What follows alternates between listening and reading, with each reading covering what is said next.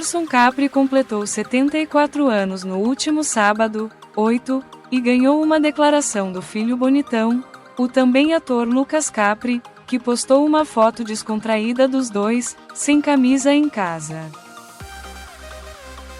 O jovem, de 28 anos, deu seus primeiros passos na carreira de ator em 2018 e já participou de algumas produções, como a novela Órfãos da Terra, em 2019.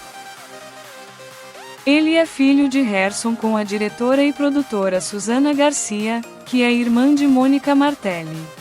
Susana e Gerson se separam em 2021, após 26 anos de casados. Eles são pais ainda de Luísa, de 24 anos.